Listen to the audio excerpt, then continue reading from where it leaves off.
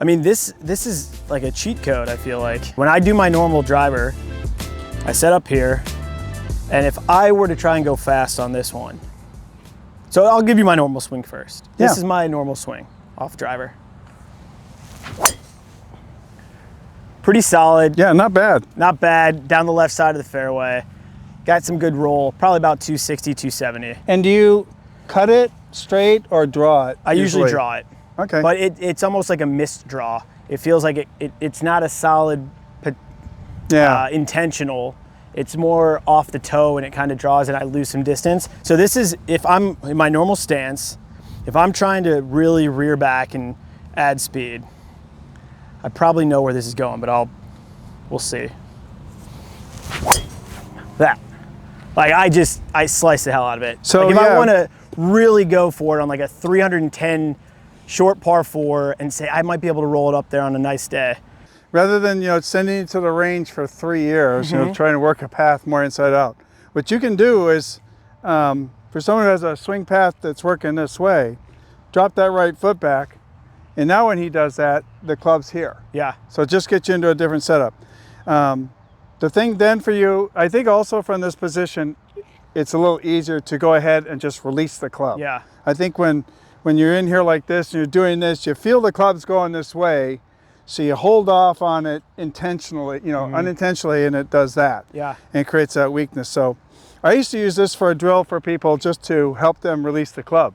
But it works really good for someone like you. If you want to start playing good golf this summer, drop that right foot back and then let this thing release. That thing release. And okay. Just find that ball position don't swing inside. too easy, but swing under control.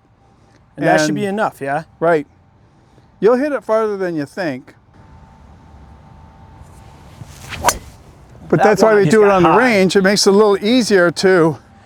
But at least on that, like I went pretty fast on that swing.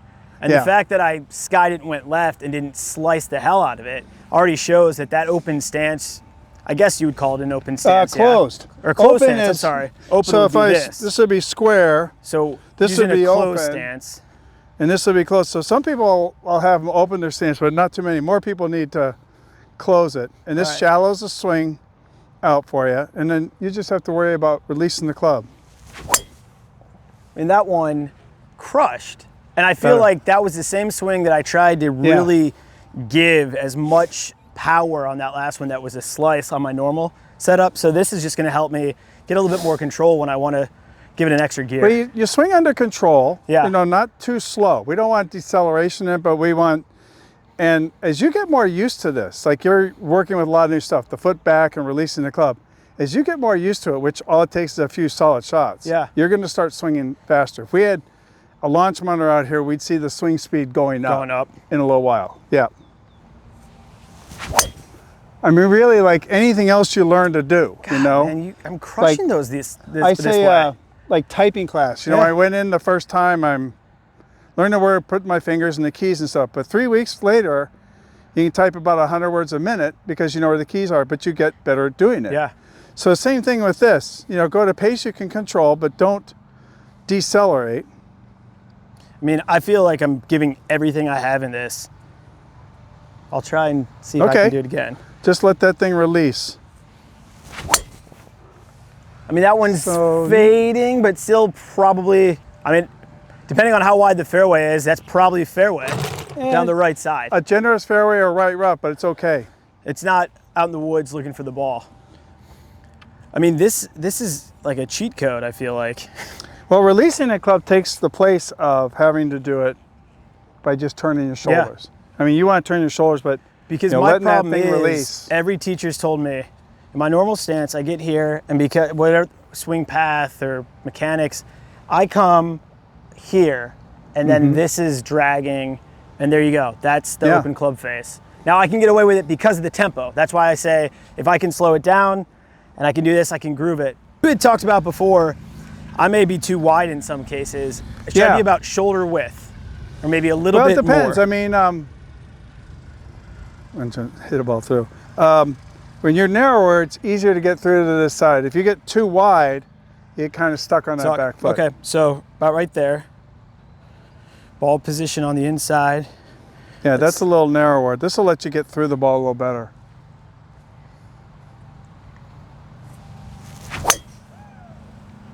Getting a little bit on the heel on that one. But again, it's taking out the slice, which the slice is just a killer off the tee. Yeah. Does this give me some natural side bend too, because I'm back? And that's what you want. You're well, then launching with the driver anyways, yeah, and that helps shallow your plane out. There you go. Dead center. And releasing a club could be kind of a scary thing. You feel like you're going to hook it, but really what you're doing is keeping the club face square of the path. Well, and the sound of that, I mean, that was dead center. That was the trajectory you want.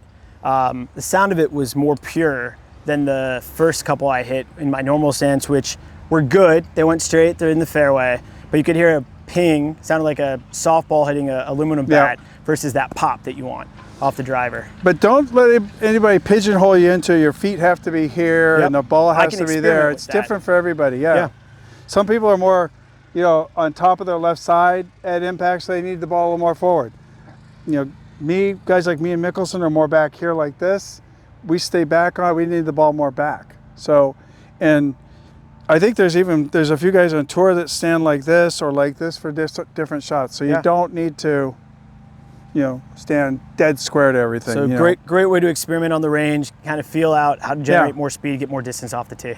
But yeah, I think the last thing is just for you to mess around with your ball position a little bit on this, and you're going to find one that just works really good, and it's like putting on a pair of shoes that fit.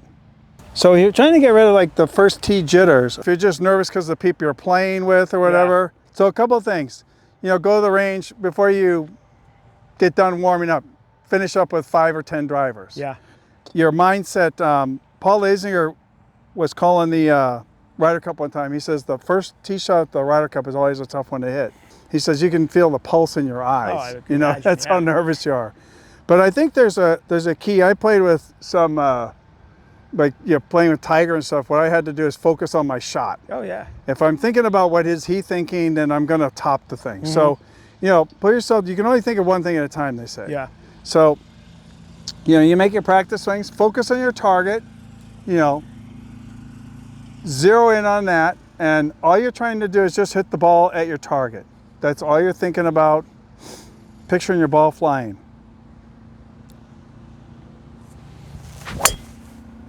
Good, it's in play. Yeah, left side of the fairway. I mean, that's all if you're really nervous going to the first tee because of the people you're playing with or whatever, that's a good way to do it. And then you're good after that.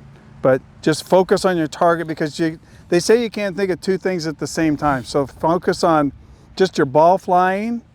Make a movie of the ball flying in your mind and flying at your target, and all that other stuff just melts away. Good, 2 in a row. Same spot. Yep. That's why I always say, I think people are better athletes than they think. If they just clear their mind and become just you work natural. on the range, you do your drills, you got all the positions and stuff. Now when you go to the course, you can't be playing drills. You want to play golf. So just picture the ball flying and go hit it. You'll probably be surprised how well you do. Good work, Nick. Yeah, good stuff.